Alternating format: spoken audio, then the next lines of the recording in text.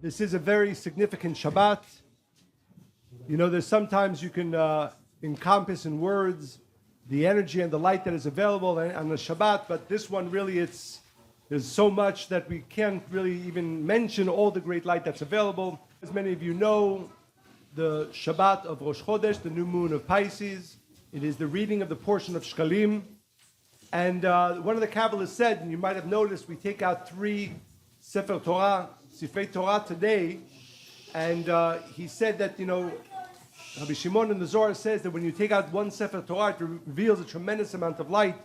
When you take out 2, it's double that. When you take out 3, it's triple. And this, as we said, everywhere you look on this Shabbat, there's a tremendous amount of light. So, with that said, you can't, and I won't be able to really touch upon everything. I hope to share 2 inspiring thoughts, understandings of really the tremendous, tremendous light that is available on the Shabbat. So, as we mentioned, there's 2 main special occurrences on the Shabbat. And we'll start with the portion of Shekalim. For those of you who don't know a little bit of a background of what technically occurs, it says that on the Rosh Chodesh Adar, the beginning of the month of Adar, and we do it on Shabbat specifically, Mashmi'im al Hashkalim. In the time of this began with Moses in the time of the desert, the time of the Mishkan, when the tabernacle existed. They would make an announcement to the whole community. Every single person had to give a machatzit Half-Shekel, a half of a shekel, a certain amount. Nowadays it's about $11 to $12. But every person had to give. Why did every person have to give? And what was the money used for? Some of you might know that in the tabernacle and then later in the Bet HaMikdash, in the temple, there were 2 offerings called Tmidin, brought in the morning, one brought in the morning, one brought in the afternoon, every single day. And when people gave the Machatzit HaShekel, when people gave their yearly giving, which was done in the month of Pisces, announced in the beginning of the month of Pisces, it was used for the twice daily offering called the Tmidin, brought, as we said, one in the morning, one in the afternoon. The Zohar explains what was the secret. We know none of these stories, none of these occurrences were physical. Of course, they also occurred in the physical, but their meaning, their purpose, was a much more deeply powerful spiritual reason. So what was the purpose of the Tmidin? What was the purpose of the offerings that were brought in the tabernacle, and then in the temple, in the morning and in the afternoon? The Kabbalists explain that every single day, the light of the Creator desires to give every single person, an abundance of light, of blessings, of sustenance. But as we learn in Kabbalah, the actions, the awakening of that light has to be done by humans.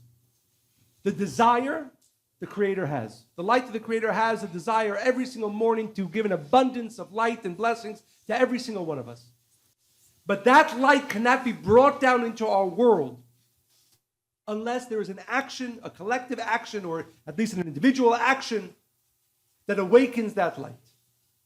So the secret, the purpose of these twice daily offerings, called the Tmidin, was to make sure that at least one group, at the time in the desert, you had about 6 million of the Israelites, and then later when the temple was built in Jerusalem, more, but they were all conscious of one thing. Yes, we are bringing this offering, but its purpose isn't the physical offering, but rather to create a vessel, to create a place where the flow, the abundant flow of the light of the Creator that desires to give every single person abundant blessings and sustenance can come down into our world. And therefore, it was necessary, and we don't find this in many other things, that every single person partake in that giving. Why? Because as we understand that the purpose of the twice daily offerings was to bring the flow, to manifest the flow of the Creator's light and blessings into our world in the morning and in the afternoon, then if you wanted to receive of that flow, you had to be a part in awakening that flow. So the purpose of the Machatzit HaShekel, the purpose of the Machatzit HaShekel, of the sharing, and again, many of you know, and we have a video I do recommend, to ask your teacher to see the consciousness of the giving in this month. But this is the month when we're creating the store, when we're creating the place from which all the vessels to draw down the daily blessings into our life are awakened. And therefore, again, mashmi'im ala shekalim, we have to, this is the Shabbat. Again, it's literally a spiritual commandment that I must and we must awaken ourselves to this understanding. It's very simple, but powerful. You, each one of us needs to awaken our consciousness. I want to be able to receive the abundant blessings that the Creator has for me and for our world every single day.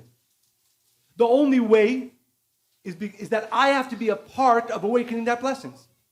So, it's important to understand, during the time the temple existed, you would take your machatzit shekel, your half a shekel, your $10 or $12, and you would give it to the temple, to the Mishkan, to the tabernacle in the desert, and from that money, they would then take and bring an offering twice daily, and that was your part, your vessel, to be able to receive the twice daily flow of abundance from the light of the Creator to you and awaken it for the world. What do we do today? So there's a beautiful teaching from the great Italian Kabbalist, the Ramami Fanu.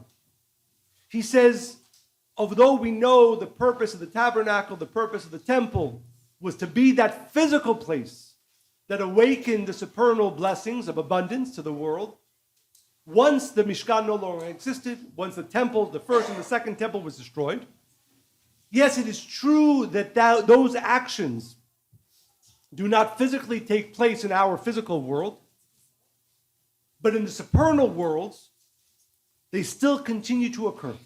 All that work that we spoke about, and specifically now we're referring to the twice daily offering, they occur in the supernal world.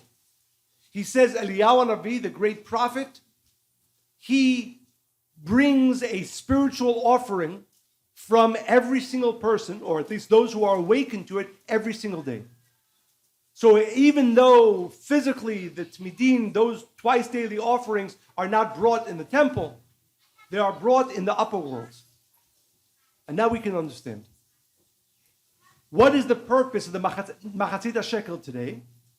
It is my share and your share in the spiritual awakening of that light that brings down twice daily the flow of abundance from the light of the Creator.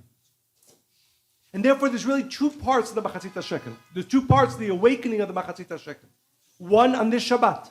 And that's why the Shabbat is so important. And that's why even though we don't touch money, we don't physically give money on Shabbat, but the consciousness awakening has to occur on Shabbat. What am I doing on this Shabbat? And I ask every single one of us, our sustenance for the next 12 months is dependent on our consciousness today. What am I doing?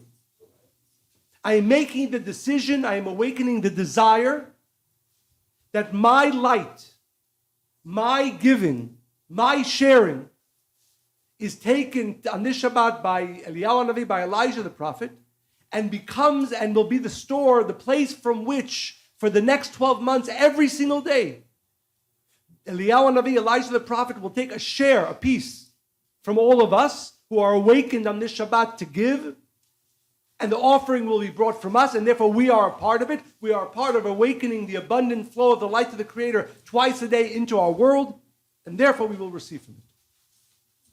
And while it's true that yes, during this week and leading up to Purim, we are also going to do a physical action of sharing, but it begins with consciousness. And therefore, it's specifically on Shabbat, this Shabbat, there's the awakening of the consciousness. And again, I don't know how many of us in years past thought about this, but this is, again, those of us who are, and again, it's abundance, not just physical abundance, it's spiritual abundance, it's wisdom. This is the Shabbat that you make the preparation to be able to receive it for the next 12 months.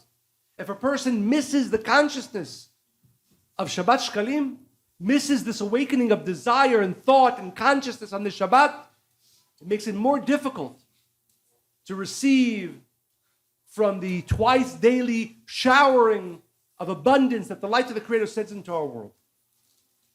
So this is the first consciousness. On this Shabbat, each one of us needs to meditate, especially as we are going to eventually read the reading, that I desire to be a part, to give my part on this Shabbat for the next 12 months of the Creator's light being awakened into our world. Yes, during this week, I will also have the consciousness meditation when I do an action of sharing of the Shekalim in any charity that I do. But the awakening has to be on the Shabbat. And if a person, and that's why it says in the Midrash that when Moses was asking, when he was being told about this action, it says, Nitkashem Moshe ala Shekalim. Moses couldn't understand. And specifically, the Kabbalists explain, he's saying, I understand when the temple exists, how this is physically going to occur. Again, the Israelites in the desert with the tabernacle, or in the temple in Jerusalem, they would give their half a shekel and they would bring these offerings, and that physical offering could awaken the spiritual abundance every single day for every single person in our world. But Nitkashem Moshe ala Shekalim. Moshe had a difficulty understanding, once the temple no longer exists, how will this flow be brought down into the world? And that's the whole purpose of the Shekalim, of this sharing. So it says the Creator showed Moses a coin of fire. A coin of fire, and he says, Kazeh. This is what they need to give. Which means, again, more important even than the physical action of the half a shekel that we give in the month of Adar, the awakening of desire. And this needs to be, the more fire it has, meaning the more powerful it is, the more you are awakening for the world. And then, of course, in turn, the more you are going to receive. So this Shabbat has to be a Shabbat of an awakening of fire, of desire. I want to be part of those who awaken the flow of the light of the Creator in abundance into our world every single day. That's what we need to be awakening, that desire. Again, don't worry. But the actual physical giving you'll do during the week. But on Shabbat, it has to be a coin of fire. It has to be a desire. The word in the ancient Hebrew for money, for kesef, is kisufim, is desire, and a desire of fire. That's what the Shabbat is about. Awakening my desire, your desire, our desire to be a conduit for the abundant flow twice a day of the light of the Creator into this world. And the more fire it has, the bigger the coin of desire, the more light we are going to be a conduit to reveal in the world, but also, of course, we are going to be able to reveal for ourselves. And I hope, again, as I said, there's so much more to share on this idea, but I hope I've made it clear how important our consciousness of desire to awaken abundance for the world has to be on this Shabbat. This is the Shabbat. This is the Shabbat. The more you desire to awaken abundance for the world, from the flow twice daily of the light of the Creator, the more you will have for yourself and for others in the next 12 months. That's the first idea. The second idea, and this is something, and I've touched upon this, I hope every single year in the past years as I've spoken about this week's portion. But really, if you understand the Zohar and the secrets of the Shabbat, it's really all about desire. And that's where I want to focus. Because if you make the connection properly on the Shabbat, and this is what I'm asking for myself, and I hope for all of us, you enter the Shabbat with a certain level of desire on all levels, but hopefully we leave the Shabbat with a crazy new desire. That's the pass or fail test of the Shabbat. Will you leave the Shabbat with a crazy new desire? So everything we're going to share now is just what inspires me, and B'ezrat Hashem inspires all of us to begin touching, receiving, opening ourselves up to a crazy new level of desire. So I'd like to share with you a teaching from the Sfat Emet. It says, many of you know, this week's portion speaks about the building of the tabernacle and all the pieces of the tabernacle. When it came time to build the Menorah, the candelabra, that shine not only physical light, more importantly, the spiritual light to the world, it says, Nitkashem Moshe b'maaseh Menorah. Moses couldn't. The Creator was explaining, can you imagine, everyone, we've all been in school at different times in our lives, and there was a certain subject we got to, we just couldn't get it, right? And the teacher sat there with us for an hour, for 2 hours, for a day, for 2 days, we just couldn't get it, right? And this is, again, the physical story. Moses came to this point. Everything else was working out fine. They were building the different parts. They were building their structure. But the Creator comes to Moses, now let me explain to you how to build a candelabra. And Nitkashem Moshe b'maaseh Menorah. Creator explains to him, Moses, I can't understand. I don't know how to do it. The Creator explains to him again, Moses, I don't know how to do it. What does that mean? What does that mean? I mean, Moses was probably the smartest person who ever lived, certainly the wisest, amongst the wisest person who ever lived. What does it mean that he couldn't understand? The story continues. The Creator tries and tries and tries to explain to him. Moses can't get it. The Creator says, okay, Moses, this is what the story seems to be indicating. Just take the piece of gold, throw it into the fire, and na'aset me'eleha. And the candelabra will miraculously appear on its own. And that's what happened. Moses couldn't get it. Moshe couldn't get it. He took the chunk of gold, he threw it into the fire, and it became a candelabra. Of course, we know this is not a physical story of Moses not knowing, physically how to create a candelabra. I'm sure he could create amazing candelabras.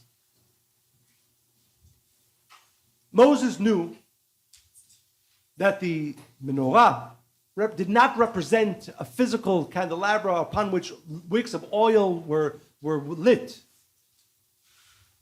It represented the ability of Moses and the Israelites at that time to make the whole world shine with light. The whole world shine with light. No more pain, no more suffering, no more death, no more disease.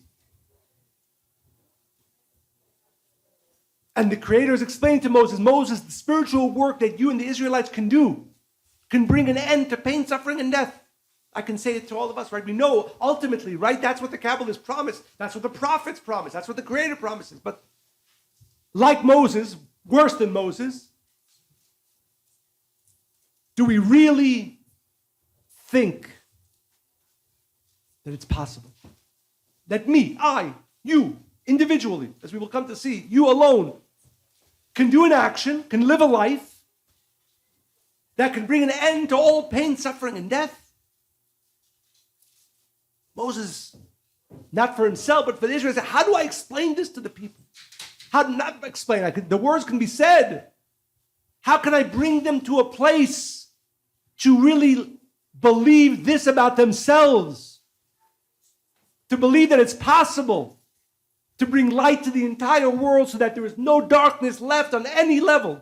It means, how do I explain to me, to you? Moses says to the Creator, how do I bring them to a place where they actually believe that their life, that their actions, that their spiritual work can bring so much light that it ends all pain, suffering, and death? So what did Moses learn? What does Moses teach us on this Shabbat? So the Sfat Emet says the following. This whole story of Moses struggling to understand the candelabra, of him being shown, the Creator showed him, listen, it's not that the Creator was explaining, he actually showed him a picture, a vision of what it's supposed to look like. And then Moses says, I can't. And the Creator says, then take the gold and throw it into the fire and a miracle will happen. V'na'aset me'eleha, on its own it will be made. Ki b'chol mitzvah, v'dai ein b'koach ha'adam la'asot retzono yitbarach. It's a very important teaching. You know, every one of us, some of us have been studying for 30 years, some of us for 1 year, some of us for 1 day. But we learn, what do we learn? That you use the spiritual tools that are called the mitzvot, and you can awaken the light that the Creator wants to give you. And here Moses came to an understanding that you must know, that I must know, that each one of us must know. You remember when we taught you, that the spiritual work will reveal tremendous light? That when you do this action or that action, when you come on Shabbat, when you do an action of sharing, you're going to reveal all the light the Creator desires for you to receive? That's a lie. It's not possible. I can't do it. I can't do it. It's important to understand these words. Ein bekoach adam la'asot retzono yitbarach. I do not have the physical, the spiritual ability to reveal the light that I am meant to reveal. That the spiritual tools and the study and that my life is meant to bring me to. I can't. You can't. None of us can. Okay, that sounds pretty depressing, right? We can understand why Moses was not feeling so happy. Rak, the only way, Retzon ha'adam, kefi retzon ha'adam nigmar me'atzmo. If you have a true, crazy, fire, burning desire, then whatever it is you're trying to do, whatever it is you're trying to reveal, whatever it is the light of the Creator desires for you to manifest, will manifest. That's the only way. The action you and I and the Israelites in the desert and even Moses could not do, could not complete, could not manifest the light that they were meant to manifest. The desire. He said to Moses, all I need you, not all, right? But and this is why did Moses need to see the vision of the end? Why did Moses was shown what a world without pain, suffering, and death looks like? Because the Creator said to Moses, I don't need you to do it. I need you to desire it desperately. I need you to desire it desperately and then do what you can. And then so much light will be revealed by itself. But I need the Creator, and this is what this Shabbat is all about. It's all about. If you read in the Zohar, it said again and again and again. The Creator is saying, begging us on this Shabbat. Don't get confused with the spiritual study and the spiritual tools that your goal. And then at the end, what's the goal? What's the goal? To shine the entire world with light, me. Because, and this is a beautiful section in the Midrash, the Zohar repeats it in different ways. Moses says to the Creator, how is this possible? He says, I don't see how it's possible. And the Creator says to him, listen, Moses, I don't even need all of you. Kol echad ve'echad, even one of you, even just one of you can do this work. Because all I need, as the Zohar repeats, as the Sfat Emet is telling us here, kefi retzono nigmar ha'maaseh. You have to awaken crazy desire. I can say about myself, and I'm assuming so many of us who are involved in the spiritual work, and we know, we hear, we study, it's said, and we say it, we teach it.